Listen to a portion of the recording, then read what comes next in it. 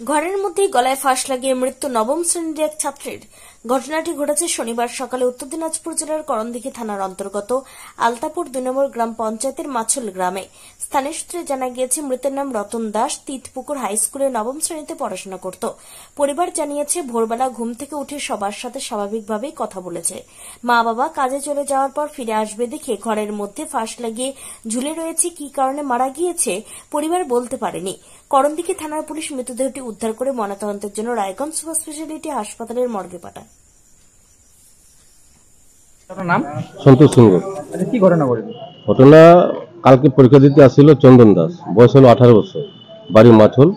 তো প্রতিদিনের মতো কালকে স্কুল থেকে বাড়ি গেল, বাড়ি গিয়ে রাত্রে শুইলো। শোবার পর সকালে উঠলো, মুখ হাত ধুলো, ধোবার পর কোনো কিছু বলবো শুনবো না, হঠাৎ ঘরে ঢুকে আত্মহত্যা করেছে। কি কারণে হতে পারে এটা মানসিক, হয়তো কোনো কিছু ছিল মানসিক, না প্রেম ঘটিত? না সেরকম কোনো ব্যাপার না, হয়তো পড়াশোনার চাপ, এরকম মানসিকতা। কি পরীক্ষা ছিল?